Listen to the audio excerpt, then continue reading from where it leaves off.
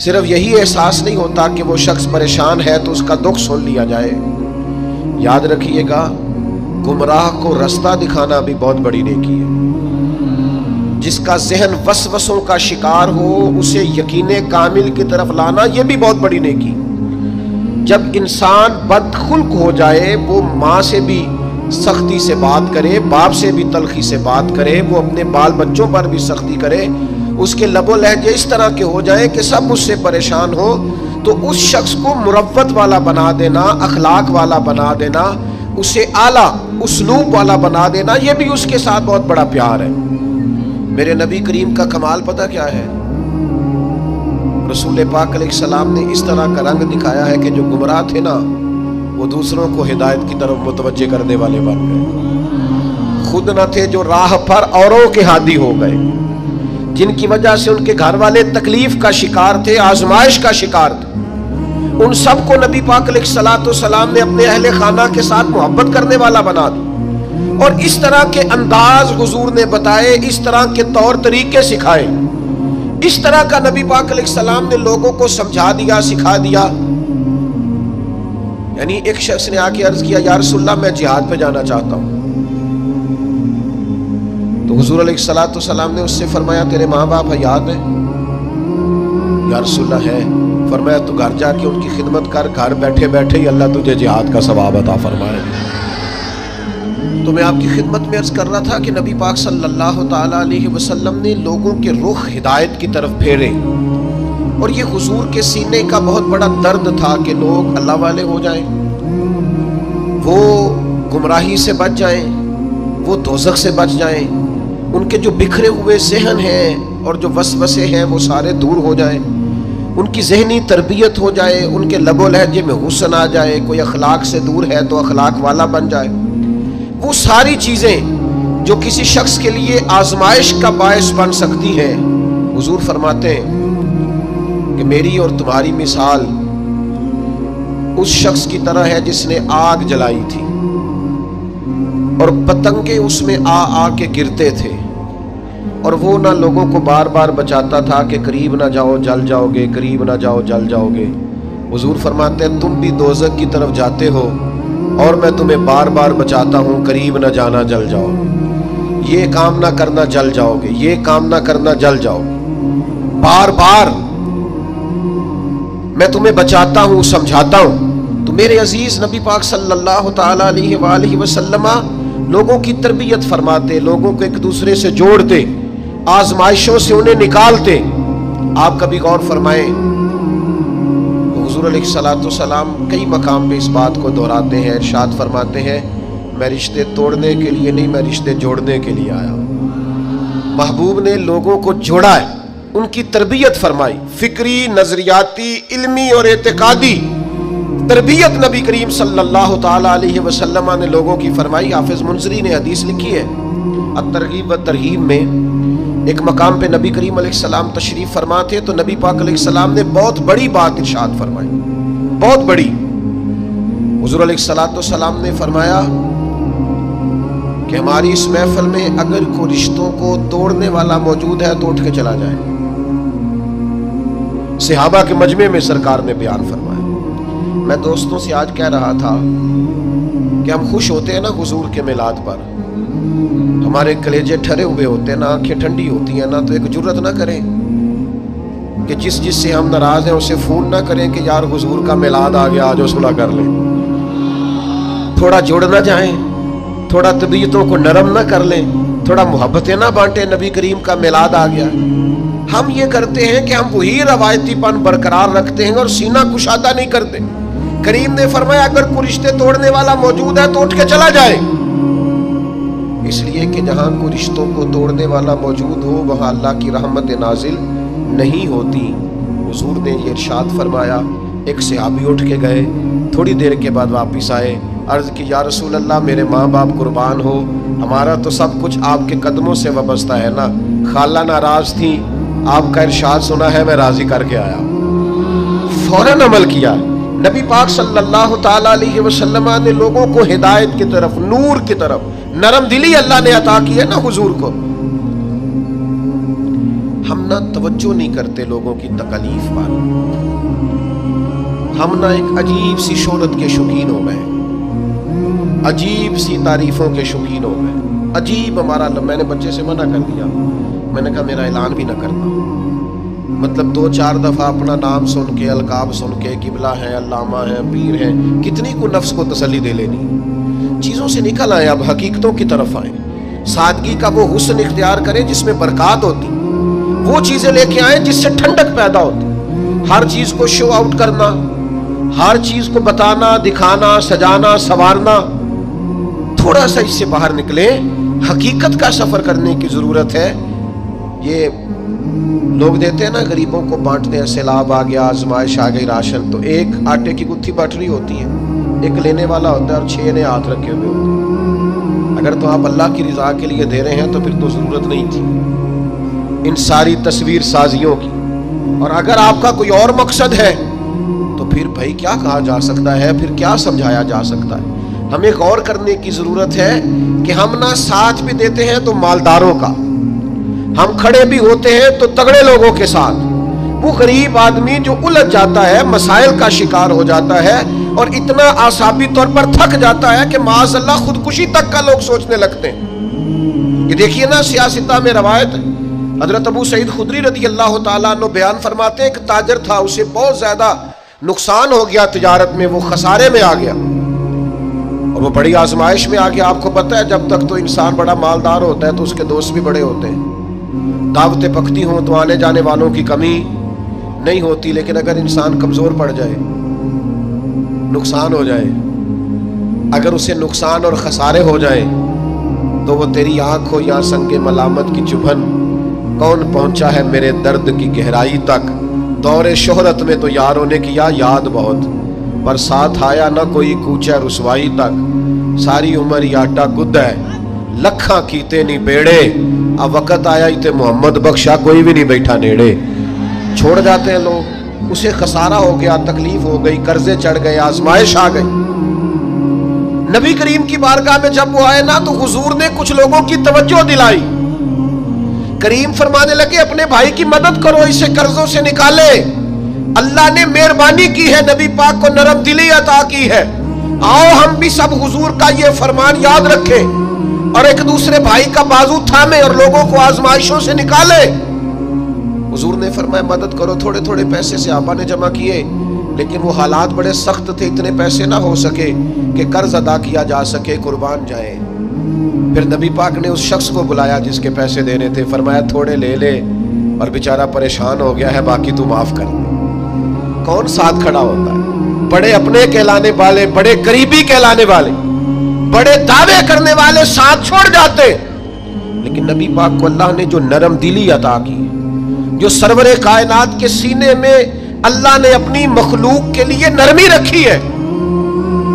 ہمارے ہاں نا جب تو کسی سیاسی جماعت کے بڑے کام کو شخص کر رہا ہوتا ہے تو وہ کہتے ہیں ہمارا سرگرم کارکن ہے، اور وہی بندہ کسی پریشانی میں پھنس جائے تو کہتے ہیں وہ اس کا ذاتی مسئلہ ہے، ہمارا نہیں. کسی پیر کے آستانے پر ڈیوٹی دے رہا ہو، جھاڑو دے رہا ہو تو منظور نظر ہوتا ہے، لیکن اگر بیچارہ مقروض ہو جائے تو پھر پیر صاحب کہتے ہیں میں جدے کمج نہیں ہوتا، میرا یہ شعبہ نہیں، میں یہ کام نہیں کرتا.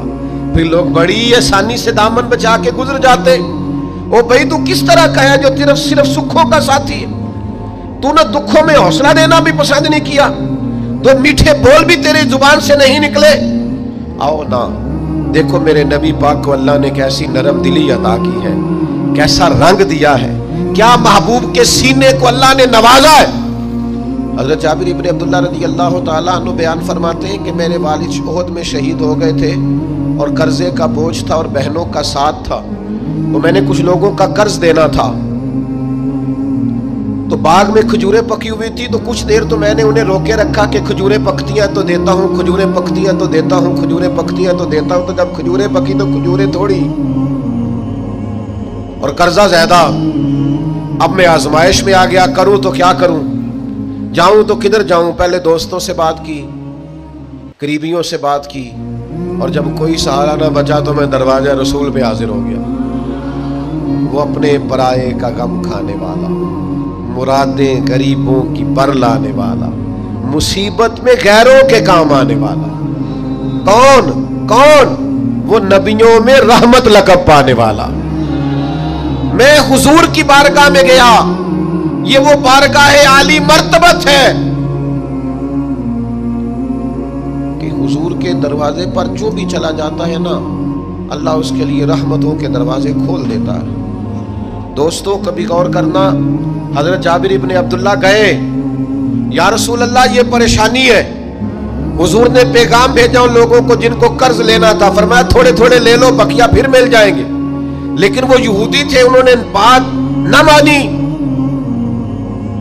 यहां आप किसी काउंसलर के पास चले जाए ना, तो वो रुका भी लिख दे तो उसकी मेहरबानी, वरना तो वो इलेक्शन से पहले पहले कौम के खादिम होते हैं। इलेक्शन के बाद तो जो खास वोटर सपोर्टर होते हैं उनका भी फोन कोई नहीं उठाता। वो जेडे कहते ना असा जिताया है, असी जिताना है, वो मैं कहे तो जो जितेगा उदो पता लगेगा किने जिताया है। उस वक्त समझ आएगी, सब दुरुस्त हो जाएगा, हर चीज निखर के सामने आ जाएगी। तो हजरत जाबिर इब्ने अब्दुल्ला कहते मैं गया, तो महबूब तो इशारा भी कर दे तो करम हो जाए, पैगाम भी भेज दे तो करम हो जाए। लेकिन ये शान रहमत लिल आलमीनी है कि महबूब करीम ने फरमाया तू जाके खजूरें उतार के अपने खेत में ढेर लगा। और मैं आया, मैंने सुना है वो बन संवर कर मेरी इयादत को आ रहे, तू चल और मैं आया। कुर्बान जाए महबूब आए, गुलाम फरीदा कदे आ जावे ते मैं सिर नजराना देसा। कभी आप आ जाए, कभी करम हो जाए, चिर होया मैनू तरले लेंदिया, कदे मोड़ मेरे वल वागा। ख्वाब मेरी विच एक बार जे आवे, मैं सारी उम्र ना जागा। नबी पाक सल्लल्लाहु अलैहि वसल्लम ने फरमाया आप चलिए और मैं आया। हजरत जाबिर इब्ने अब्दुल्ला फरमाते मैंने खजूरों का ढेर अपने बाग में खेत में लगा लिया तो करीम तशरीफ लाए। एक चक्कर हुजूर ने मेरे ढेर का लगाया, फिर हुजूर ने फरमाया तोलता जा और देता जा, तोलता जा और अब तंगी ये दामा पे ना जा, और भी कुछ मांग है। आज वो माइल बाता और भी कुछ मांग। और बरेली के इमाम कहते हैं वाह वाह क्या जूदो करम है, वाह क्या जूदो करम है शहे बतहा तेरा। नहीं सुनता ही नहीं, नहीं सुनता ही नहीं मांगने वाला तेरा। और ये इसलिए है कि मैं तो मालिक ही कहूंगा कि हो मालिक के हबीब, यानी महबूब व मुहिब में नहीं मेरा तेरा। फरमाया चल तोलते जा और देता जा। हज़रत जाबिर इब्ने अब्दुल्ला फरमाते हैं मैंने इतनी खजूरें दी कि कर्जा उतर गया, और मैंने ना थोड़ी थोड़ी ज्यादा भी दे दी। एक रवायत में फरमाते थोड़ी थोड़ी ज्यादा भी दे दी। फरमाते वो सारे कर्जे उतर गए, मैं वापस आया और मैंने आके ना हजरत उमर फारूक रदी अल्लाह तआला अन्हु को बताया। मैंने कहा करम हो गया, हुजूर ऐसे गरीब नवाज है, मेरे साथ गए, बंदा नवाजी फरमाई और मेरे खेत तक आए, इतनी रहमत फरमाई कि मेरे घर तक आए। तो हजरत उमर क्या फरमाते हैं, फरमाने लगे तू कह रहा है मेरे कर्जे उतर गए, मसला हल हो गया, तू तो अब आके कह रहा है ना। तो मैंने उसी वक्त ही कह दिया था जब महबूब तेरे साथ गए थे, मैंने कह दिया था बस करीम चले गए हैं, करम हो जाएगा। महबूब ने फरमा दिया है अब रहमत हो जाए। महबूब के लब हिल गए हैं। जो दिन को कह दिया दिन है तो दिन निकल आया, जो शब को कह दिया शब है तो रात हो के रही। और खुदा ने उनकी जुबान को वो इख्तियार दिया, जो निकली मुंह से उनके वो बात हो के रही। और पंजाबी वाले लोग जरा सादे हैं, वो अपने लफ्जों में कह देते हैं, वो कहते ने साडे नबी दी जुबान साडे वास्ते कुरान, साडे नबी दी जुबान साडे वास्ते कुरान। भाई नबी पाक गरीब परवरी करते। यार किसी का दुख सुन के ना तबसरा ना किया करें, हाँ मैं उदो इनू समझाता सा, मैं उदो इनू आंदा सा, तबसरा ना किया करें। बड़े बड़े सियाने और समझदार लोग जब फिसलते हैं तो पता ही नहीं चलता। जब तकदीर का लिखा गालिब आता है तो लोगों को समझ नहीं आती। सुबह के तख्त नशीं शाम के मुजरम ठहरे, हमने पल भर में नसीबों को बदलते देखा। कोई पता चलता है हालात कब बिगड़ जाते हैं। बजाय इसके कि लोगों के आंसू पूछे जाए लोग तबसरा करते, बजाय ऐसे कि गुर्बत में परेशानी में साथ खड़ा हुआ जाए लोग तनकीद करते, बजाय इसके कि अश्क शोई की जाए, दुखों का मदावा किया जाए। लोग तबसरे कर रहे होते हैं, तकालीफ दे रहे होते हैं, आजमाइशों में डाल रहे होते हैं, तरह तरह की बातें सुना रहे होते हैं। खुदारा ये ना करें, प्यार करें, मोहब्बत करें, किसी का दुख बांटें। कई दफा ना हमारे कह देने से किसी का मसला हल हो जाता है, दो जुमले बोल देने से किसी का मसला। लेकिन हमने भी एक पक्का जुमला पकड़ा हुआ है कि सानू की लगे, मेरा की फायदा, मैं क्यों करा। ओ भाई, मेरे अब्बा जी कहा करते थे, कभी कभी ना पड़ोसियों के घर की आग इसलिए भी बुझा देनी चाहिए कि वहां ना बुझी तो कहीं हमारे घर भी ना आ जाए। इस नियत से किसी का मसला हल कर दो। लेकिन लोग ये भी करने को तैयार।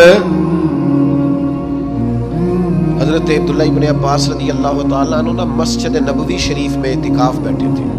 ज़्यादा गौर, ये नौजवान ज़्यादा गौर करें। मुफाद परस्ती बड़ी आम हो गई है, खुद गर्जी बड़ी आम हो गई। हमारे यहाँ लोगों को सिखा दिया गया है कि अपना नफा पूरा करो जैसे भी होता है। अच्छी तरह समझ लेना, किसी के बच्चों का हक छीन के अपने घर में लाओगे तो कभी रोशनी नहीं होगी। किसी का घर लूट के अपने घर लाओगे तो पैसे तो आ जाएंगे, हो सकता है महंगी महंगी चीजें भी आ जाए, पर सुकून नहीं आएगा, इत्मीनान नहीं आएगा। ये कैसे हो सकता है कोई तेरी वजह से रोए और तू हंसे? मुमकिन नहीं होता। वमा असाबकुम मिन मुसीबतिन फबिमा कसबत अयदीकुम, अल्लाह फरमाता है तुम्हें जो मुसीबतें पहुंचती हैं तुम्हारे हाथों की कसब की वजह से पहुंचती है। वह याफू अन कसीर, बहुत सारी बातें तो अल्लाह माफ कर देता है। मेरे अजीज, थोड़ा सा ना देखें कि हम किसी की तकलीफ में कितनी आसानी कर सकते हैं, उसकी परेशानी को कितना दूर कर सकते हैं। हमारे किरदार अदा करने से किसी को क्या फायदा हो सकता है। हजरत अब्दुल्लाह इब्न अब्बास रज़ी अल्लाह तआला अन्हु मस्जिद नबवी में इतिकाफ बैठे थे। इमाम बहकी रवायत लाए, आपने देखा एक साहब ना मस्जिद नबवी शरीफ में तशरीफ लाए और एक कोने में बैठ के ना तो बड़ी परेशानी से उन्होंने गर्दन झुका ली। तो हज़रत अब्दुल्लाह इब्न अब्बास उनके करीब गए और जाके कहा, मियां क्या बात है, क्यों परेशान हो? तो उस बेचारे की आंखों में आंसू आ गए, रो के कहने लगे, मकरूज हूं, एक वादा कर लिया था कि आज पैसे लौटाऊंगा, आज मेरे पास रकम नहीं बनी। अब वो साहब आएंगे और फिर मुझे सख्त जुमलों से नवाजेंगे, तकलीफ में हूं। मकरूज बेचारा कैदी होता है। फौरन हजरत अब्दुल्लाह इब्न अब्बास हुजूर अलैहिस्सलाम के चचा के साहिबजादे, मेरे करीम महबूब के अजीम से आबी हजरत अब्दुल्लाह इब्न अब्बास फरमाने लगे, मैं अगर चलूं तो तेरा मसला हल होता है? उन्होंने कहा, हुजूर कमाल हो जाएगी। तो एक मिनट नहीं लगाया, हजरत अब्दुल्लाह इब्न अब्बास मस्जिद से निकले, जूते पहन लिए, जल्दी से वो साइल बोलने कहने लगे, हुजूर रुकिएगा रुकिएगा, शायद आपको याद नहीं रहा, आप इतिकाफ में थे, शायद आप भूल गए, आप इतिकाफ बैठे हुए। अब हजरत अब्दुल्लाह इब्न अब्बास की आंखों में आंसू आए, फरमाने लगे, मैं भूला नहीं, मुझे याद है, मुझे इतिकाफ याद है। और फिर हुजूर की कब्र नूर की तरफ इशारा करके कहने लगे, अभी ज्यादा देर नहीं हुई कि मैंने इस मज़ार में आराम फरमा महबूब से खुद सुना है कि जो किसी भाई की मुश्किल में उसके लिए आसानी कर देगा, अल्लाह 10 एतिकाफ करने से ज्यादा सवाब अता करेगा। तो एक का सवाब लूं कि 10 का लूं? मैं तेरे साथ चलता हूं ताकि मुझे बड़े एतिकाफ का सवाब मिले। ये वो तालीमात हैं जो नबी करीम ने अदा की हैं, ये वो तालीमात है। यही है ज़ौक़ इबादत की इंतहा सागर, यही है ज़ौक़ इबादत की इंतहा सागर कि गमे हयात के मालों का एहतराम करो। जो दुखों में घिरे हुए लोग आए ना, उन पर तवज्जो करो। जो आजमाइशों में डूबे हुए लोग आए, उन पर तवज्जो करो। हमारे रिश्तेदारों में, हमारे दोस्तों में, हमारे मोहल्लेदारों में, हमारे जानने वालों में बहुत सारे लोग ऐसे होते हैं जिन पर आजमाइशें आती हैं, वो तड़प तड़प के उनका मुकाबला करते हैं, लेकिन हम आगे बढ़ने के काबिल होते हैं, बाजू थाम सकते हैं, तसल्ली दे सकते हैं, हम तवज्जो नहीं करते। इतनी बड़ी तादाद में आप आए हैं, इतने सारे लोगों में से अगर हम चंद भी बदल जाएं कि आज के बाद हम अपना रवैया बदलेंगे, लबो लहजा बदलेंगे, अंदाज बदलेंगे, हम अपने ज़ाती अखराजात को थोड़ा सा कम करेंगे। आजकल मसला ज़रूरियात का नहीं, ख्वाहिशात का है। खाना तो सबके यहाँ चलता है, लेकिन मसला ये है कि अच्छा खाना पका हुआ भी हो तो रात को फास्ट फूड खाना है। کپڑے بہترین ہے، پھٹے نہیں، کچھ بھی نہیں، لیکن یہ کہ ڈیزائن بدل گیا ہے، لیکن یہ کہ میں پہلے بھی پہن کے فلاں جگہ پہ گیا تھا، لیکن یہ کہ وہ کیا کہے گا کہ اس کے پاس ایک ہی جوتے ہیں، ساری زندگی بندے راضی کرنے پہ لگا دی اور وہ پھر راضی نہیں ہوئے۔ کچھ ٹائم لگا رب رسول کو راضی کرنے پر، کچھ دیر کے لیے اللہ کی رضا والے کام بھی کر، تو تھک گیا ہے بندوں کو مطمئن کرتے کرتے، کچھ نہیں بنا۔ کچھ لوگوں کو شوق ہوتا ہے نا، میں مشہور ہو جاؤں، میرا نام ہو جائے، تو آپ جتنی مرضی تصویریں کھینچ لیں، نہیں مشہور ہو سکتے۔ یہ تبھی ہوگا جب کریم چاہے گا۔ ان الذین آمنوا وعملوا الصالحات سیجعل لهم الرحمن ودا، رب کہتا ہے جو ایمان لانے کے بعد نیک عمل کریں گے میں لوگوں کے دلوں میں محبت پیدا کر دوں گا۔ یہ کوئی وجہ ہوتی ہے، یہ کوئی حکمت ہوتی، یہ کوئی سبب ہوتا ہے۔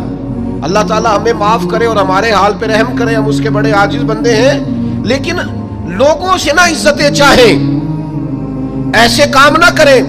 آج کل آپ یقین کریں بعض وضعدار لوگ بھی سوشل میڈیا پہ وہ حرکتیں کرتے ہیں مشہور ہونے کے لیے، جو چہرہ دیکھ کے لگتا ہے کہ یار تجھے تو یہ زیبا نہیں تھا، تجھے تو یہ نہیں کرنا چاہیے تھا، خدا مجھے ایسی خدائی نہ دے کہ اپنے سوا کچھ دکھائی نہ دے۔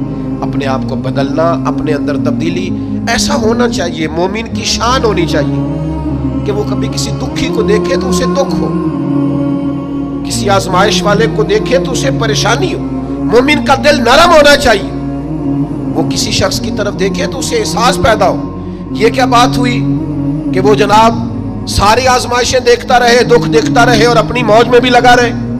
تھوڑا سا دیکھیں، قبیلہ مدر کے کچھ لوگ نا، یہ نسائی شریف میں حدیث موجود ہے، قبیلہ مدر کے کچھ لوگ حضور کی بارگاہ میں آئے تھے، ان کے بدن پہ کپڑے بھی زیادہ نہیں تھے، پیروں میں جوتے بھی نہیں تھے، اور بھوک سے بھی ان کی بڑی بری حالت تھی۔